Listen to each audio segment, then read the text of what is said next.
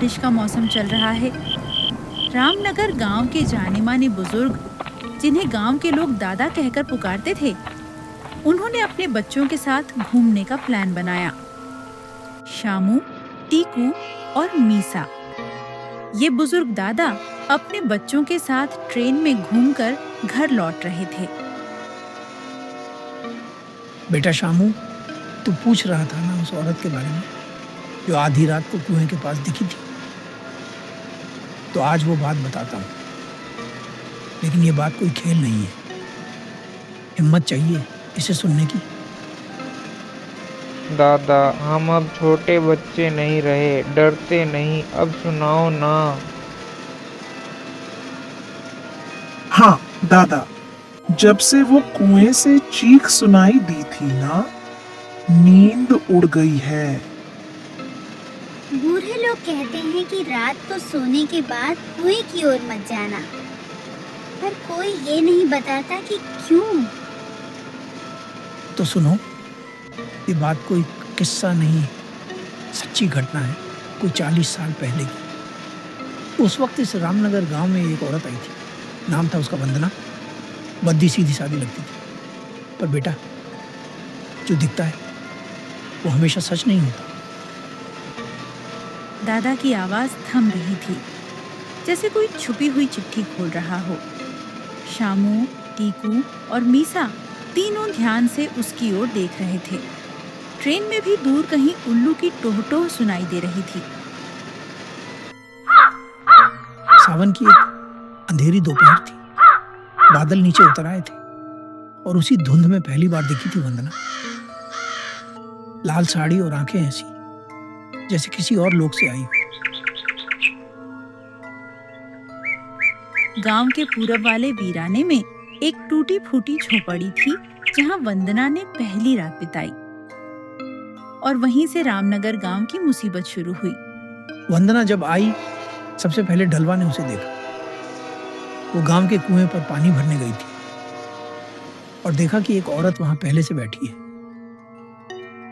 उसके बाल भीगे हुए थे, मगर पानी टपक नहीं रहा था।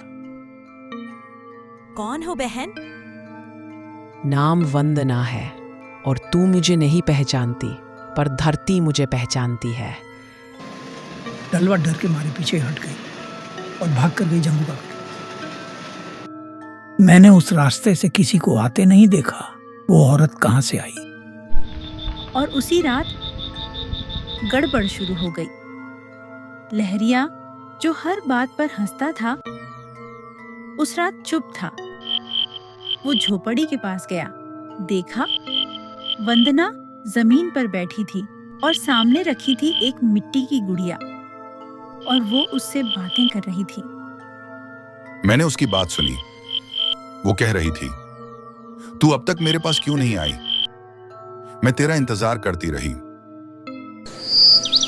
अगले दिन सुबह लहरिया बीमार पड़ गया। बुखार ऐसा कि शरीर नीला पड़ गया। डॉक्टर बुलाए गए, पर किसी की समझ में कुछ नहीं आया। बस एक बात पक्की थी, वो औरत वंदना इंसानों जैसी नहीं थी। गांव की हवा बदलने लगी थी। बूढ़े लोग खामोश रहने लगे थे और बच्चों को शाम होते ही घरों में बंद कर दिया जाता था। झोपड़ी के चारों ओर एक अजीब सी ठंडक रहने लगी थी और वंदना को लेकर अब फुसफुसाहटें तेज हो गई थीं। जंगू काका ने एक बात नोट की थी। वंदना जब भी बाहर निकलती थी, उसके बाल हमेशा गीले रहते थे। चाहे धूप हो या बारिश, वो बाल कभी सूखते नहीं थे। गांव की औरतें अब उससे दूर रहने लगी थीं। बच्चे उसका नाम सुनते ही रोने लगते थे और जानवर झोपड़ी के आसपास जाते ही डर कर भागते थे। एक रात रामनगर गांव का जवान लड्डच का रन्नू, जो बहादुरी के लिए जाना जाता था, उसने कहा, मैं जाकर पता लगाऊंगा कि ये औरत कौन है। जंगू काका ने बहुत समझाया, मगर वो नहीं माना और आधी रात को वो चुपके से गया उस झोपड़ी की ओर। सुबह रन्नू वापस तो आया, पर कुछ बोल नहीं पाया। उसकी आंखें फटी की फटी रह गई थीं। मुंह से एक गहरी आवाज भी नहीं निकली। और फिर वो हंसने लगा। हंसता रहा, हंसता रहा, जब तक उसके होंठ फट नहीं गए। दादा, वो औरत कोई इंसान नहीं थी। नहीं बेट, वो चुड़ैल थी जो पानी से डरती नहीं थी, जिसके बाल कभी सूखते नहीं थे, और जो हर रात किसी की आत्मा के साथ बात करती थी। अब शक नहीं रहा, वंदना इस धरती की नहीं थी। गांव में जो हुआ था वो अब एक अफवाह नहीं, एक हकीकत बन चुकी थी। रामनगर अब पूरी तरह सन्नाटा बन चुका था। झोपड़ी की ओर अब कोई नहीं जाता था। पर उस रात वो सब कुछ खुद चलकर गांव में आ गया।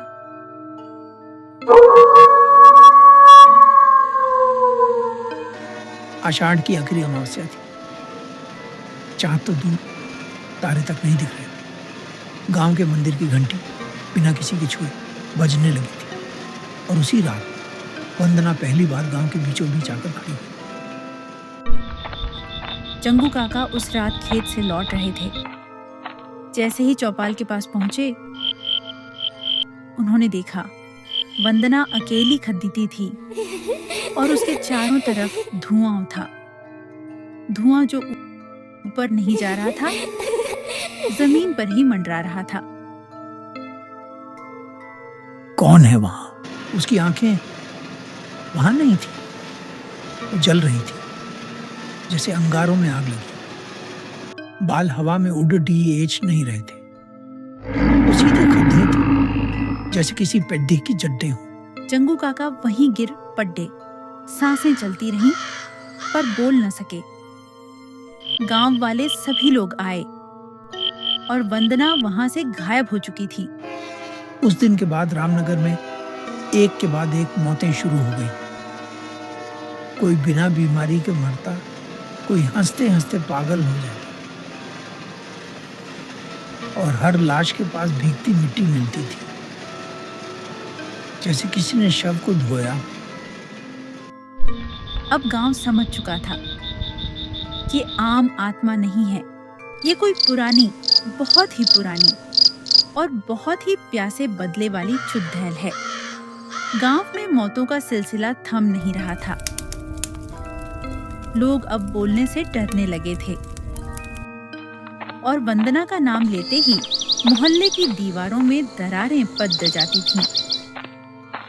तभी एक दिन जंगू काका, जो अब जरा जरा होश में आने लगे थे, उन्होंने कुछ ऐसा बताया जिससे सबकी रीढ़ में सिहरन दौड़ गई। वो औरत वंदना नहीं है, वो पिया है। हाँ, वही पिया जो आज से 40 साल पहले वो श्मशान के पास जलाई गई थी, और वो भी जिंदा। हाँ बेटा, पिया जो, वो तो ठाकुर भवन सिंह की रखेल थी। रामनगर के कुएं पर सबकी नजरें उस पर पड़ती थी। रूप ऐसा कि औरतें जलती थी, मर्द पिघलते थे, मगर वो एक गलती कर बैठी, ठाकुर से प्यार कर बैठी। भवन सिंह ने वादा किया था, एक दिन मैं तुझे अपनी हवेली की मालकिन बनाऊंगा। पर वादा सिर्फ लफ्ज था। जब पिया माँ बनने वाली थी, उसी रात ठाकुर ने गांव के गुंडों को भेजा और पिया को जिंदा श्मशान में फेंक दिया गया। तेल छिड़का गया और जलती लकड़ियां। उस रात एक औरत नहीं मरी थी, एक आत्मा जलती रही थी। पेट में बच्चा था, और कोई रहम नहीं आया। और जब पिया की आंखें बुझी, उसकी रूह वहीं अटक गई। 40 साल बाद जब रामनगर के कुएं की मरम्मत हुई, उसके नीचे से मिली थी गूंथी हुई छोटी और एक काली चुन्नी। उसी दिन से रामनगर गांव में आई थी वंदना। अब सब समझ आ गया था। वंदना पियाई थी, पर अब वो औरत नहीं थी। वो दहकती हुई बदला लेती आत्मा बन चुकी थी, जिसे इंसानों से नफरत थी, खासकर उनसे जिन्होंने उसे जलाया था।